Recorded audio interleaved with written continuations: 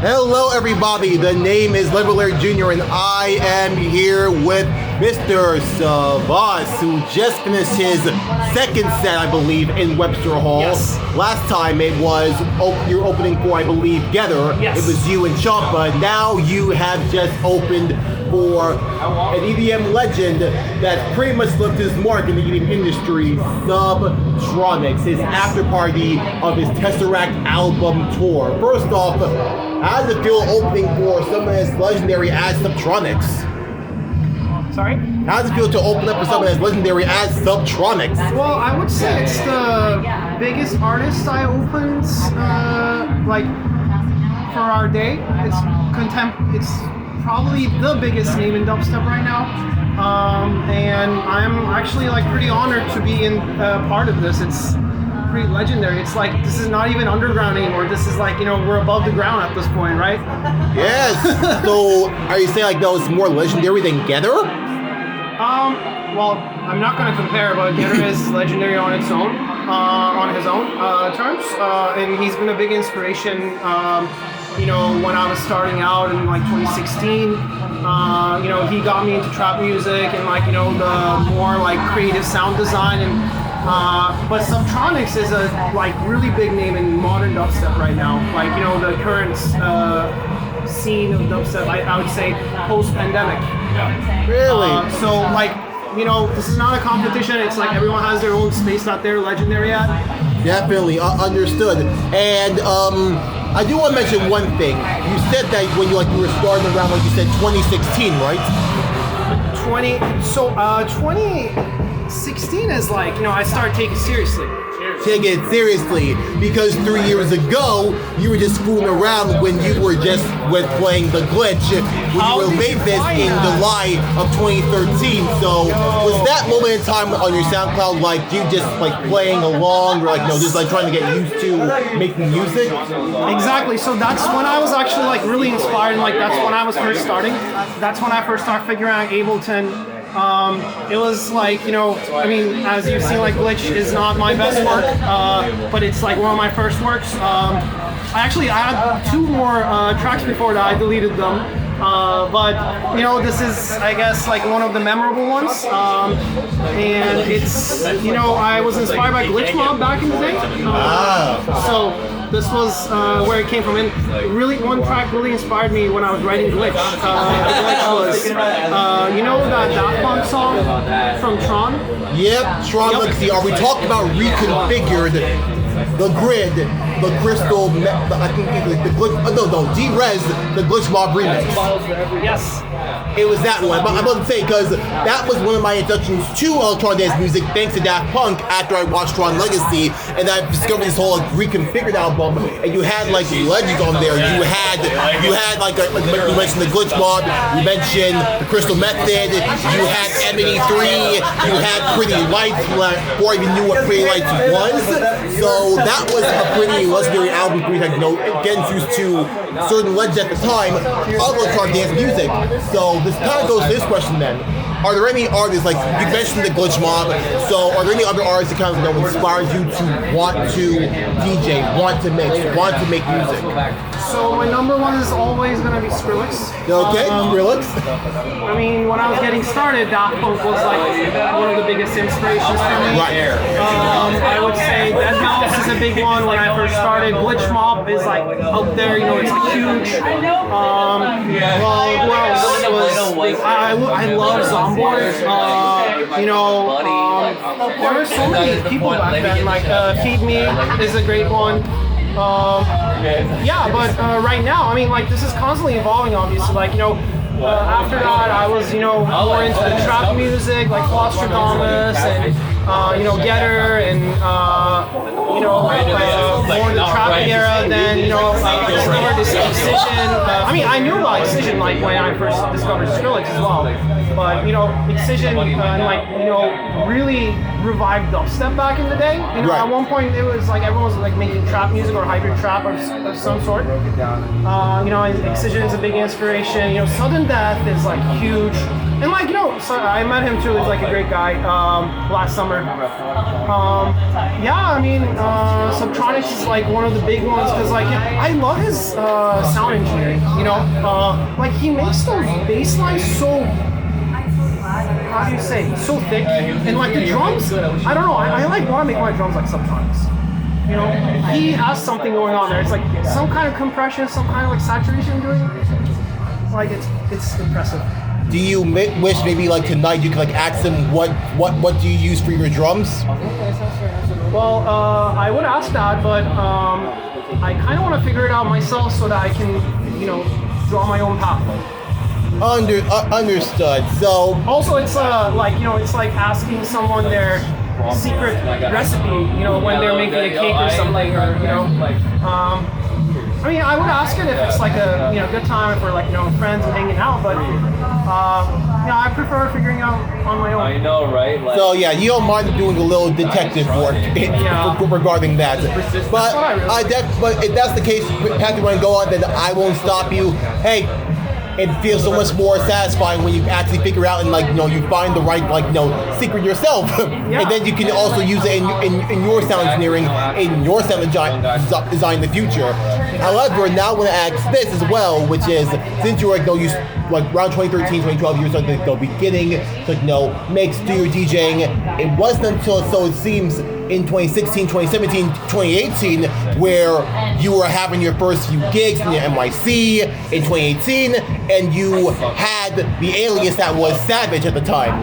Well, first things first, I'm gonna ask, what I want to ask is this.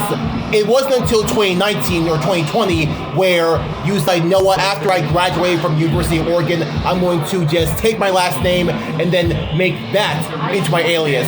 What made you want to take your last name and then throw away, then say goodbye Savage, hello SAVAS? So the reason is literally standing right here. Lana, thank you for, you know, I mean, if you don't want to. Lana, if you are the reason, right over here, explain, why is she the reason why you changed to SAVAS? So, okay, our mutual friend Damiano and her, you know, we were working on music together, and like, you know, we were, you know, working on branding, and one day Damiano and Lana were like, hey, we need to find you something more searchable. Because Savage has the triangles, like the deltas, and I thought, my teenage mind thought it was cool, but it's not searchable at all, it's not brandable, like marketable at all.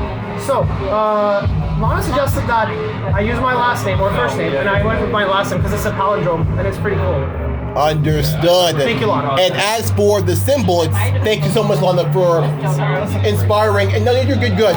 Thank you so much for inspiring the name that is SAVAS and for him to use it. Now, I'm gonna ask this regarding your branding.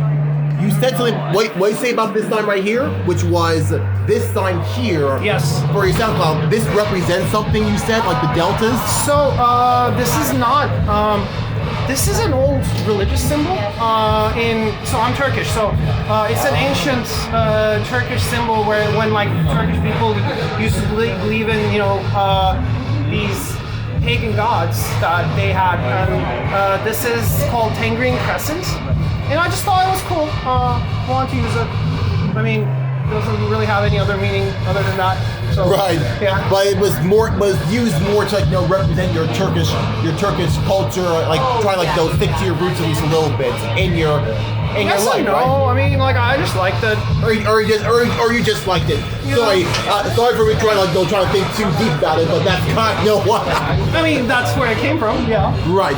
Understood. My apologies there. No worries. But now as time went on, as you, you know, found the new brand, it was something that was more searchable, thanks to Lana. Then they grew into, like, you know, doing more shows, like being known by other artists. And it led to, of course, I'm wearing them much right now, SynchroEvents, and he did quite a few events with them so far, which was you being at the Mercury Lounge, which is you doing Paradox, you doing SynchroEvents, all these amazing events by SynchroEvents. What made you want to be a part of that collective and help them propel you to where you are pretty much right now? So this was post-pandemic. Someone's at the door. This was post-pandemic, and I'm always, scouting for like new promoters, My buddy. I love him. I just want to say I love SAVAS. Ever since I met him I believe at Synapse. I believe it was the first show that we did together. I believe it was Paradox. Yes. Yeah, Paradox. So, Literally have it right here, man. Yes, you're right. We do have it right here, dude. LG, I fucking love that you have everything unlocked. Like such a throwback. You fucking Necro, Cuts, ASA, Drip season. That was one of the second times we played with Drip. But I remember we had SAVAS, and of course, like the Turkish connection. Yeah. It's undeniable. My Turkish brother. But he was so talented, he actually had numbers that were doing work, like he had tracks that he was actually cooking up. It was like blowing me away. So I was very impressed. I even told Sean, I was like, dude, this guy's like a full-fledged artist. Like he's not just DJing. So when we realized that, we're like, okay, yeah, we just gotta keep, that's what we're really after. So it worked out. Look at where we are right now. Homies played Webster second time. This is like, it's just, you can see the clear progression. It's only gonna keep going up, honestly. Yeah, like festival, we went to Elements. That was so much fun. That was so fun. It was so much That fun. was the So time of my much life. fucking fun. So much So fun. I'm just curious to know, is there like a moment, like or a show or a festival that you played that you felt like I was really doing something, like I'm really making it, I'm making it out there right now? Because it seems like, is it like Paradox, is it Manifest, is it you performing at Electric Zoo, or like no, you being at Elements? This is an amazing question, and I would say different occasions have different meanings for me. I feel like Paradox, this one, was more of a revival for me because it was like, after the pandemic, and I was like, honestly, everyone was like, at home, and like I was like bored out of my mind, and I'm like, it was, it was very depressing, honestly. Can you walk to the door? Can you reach it? Oh, cool. Okay, awesome. This is much better. Paradox was almost like a revival of my music. It was, we were all locked out in our homes, and then we are like, I'm playing a show again. I was like, I'm back. Like, I'm so back. It was so good after like months and months, or like a year, more than a year. And I would say another one is Knife Party. That was like one of my biggest, I was like, oh my god, this is such a great, show. Were you also like inspired by Knife Party as well in your sound? Oh yeah, of course. Knife Party was a big inspiration. Like, I love the people who make heavy music, regardless of genre. House, dubstep. They did like drum and bass, drum step back in the day, and like that just like, that's crazy because like I want to do that. I don't want to just like do one dubstep. I don't want to just like do mid-tempo. I don't want to do like drum and bass only. I want to be like them. I want to be like Skrillex. I want to be like Knife Party. I want to be like, Subtronics too. He's like multi-genre. Getter is as well. Like likewise, he actually like brags about like I always change my sound, and like that's actually really good. No matter what anyone thinks, you want at least like those keep evolving your sound, those are trying new different things throughout your career. Exactly, because like if you don't do that, I feel like you're gonna be stuck under someone who does like a similar genre to you, and who's like way bigger than you. If you have to like break away from that cycle, and like you have to be like, oh hey, I want to be in my own thing. I want to express my arts. Like art is a form of expression. So like, why don't you express yourself, like your sound? I mean, I get it. It's like commercial-wise, it might not make sense, but like life is about risks. So I think you should take that risk of making your own sounds.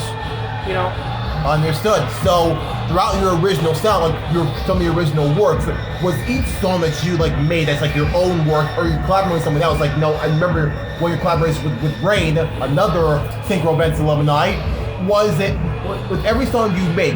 Are you always aiming to either try something new or maybe evolve it into something that no one has done yet? Sometimes I'm like, I like this genre, but I want to make my own interpretation of it. Sometimes I'm like, I want to try something new. I like these two things, for example, I combine them. Like my recent mission right now is to combine bass music with funk music. And like, you know, funk is like super big right now, like everywhere else in the world. Why is it not as big as, you know, as big here in the US and like, you know, in the bass music community? And I feel like it can be a perfect match. You know, it can be the next sound. It's like funk is, you know, with bass music, it just makes perfect sense in my opinion. And I played it a lot in my set too. You know, it's like funk and dubstep, funk and like, you know, speed house, funk and like techno. I actually have this like one funk techno song that I made, and like I played it for the first time ever. So are you also, so when I hear funk, is like, are you trying to also be like, you know, take a page out of Grizz's book? Grizz? If you know who he is. No, I know Grizz. Okay, so I'll make sure. I opened for Grizz, actually. Oh! Yeah, right. At Electric Zoo had the Afterparty. I opened for Grizz, of course. So are you taking a page out of his book? That was one of my best shows ever. Right. So are you taking a page out of his book to like, you know, add into your music as well, since you're already getting really into funk music? And I feel like if there's any one person I can think of who like really kind of mastered EDM with funk music, it has to be him. I would say my biggest inspiration actually is like Grizz is great. I like his freeform. Like, you know, he does like whatever. He's like, you know, he does funk, which is different from funk actually. Funk is more of a like, you know, it's actually Memphis rap from 90s. Funk is, you know, what Grizz does. And I like that too actually, but I don't know, I couldn't like aim there just yet. I love that sound though. Like, you know, funk house, funk like, you know, bass, like he does. Yeah, I mean, but yeah, right now my focus is funk, I would say. Like Corn Hell is a big one. You know, Raise Hell or Raziel back in the day. He's a huge one for me right now, but like, you know, I don't want to be like them exactly. I want to get my inspiration from them, and I want to make the music that I want to make. Understood. And throughout this year, or maybe like in the future, no, Alex, question then. What might be next for SAVAS? Because I feel like with this being your like first ever, you know, show you're doing this year in 2024, not mistaken, will there not be maybe more original work from SAVAS? Yes. And will it be combining both bass and funk, or will it still be all over the place? Like, you never know what you're gonna get. No, it will be full of like bass and funk, but like it's not gonna be just like dubstep and funk. It's gonna be like, you know, techno funk, like drum and bass funk. I'm like trying to figure out some back end things, and as soon as I figured it out, you know, you're getting all of that. Understood. Will there probably be maybe a funk remix of Dominate VIP? You already did a drum and bass flip, so are you gonna add some funk into that if you want to? Sounds good, actually. Yeah, just, you know, why not? Because it seems like that's like the one like song that really stuck out with you, and of course it stuck out to a lot of people. The song Dominate, both the original and the VIP. So. And everyone's like, adding their own little twist to it, like, adding their own little flair to it. So for you to put your own little spin on it with drum and bass was pretty impressive. You played that tonight, but I'm curious to see what other twists and turns you can make regarding that song, since it seems that song kind of means a lot to you. I mean, I'm down to remix it, but I didn't really make any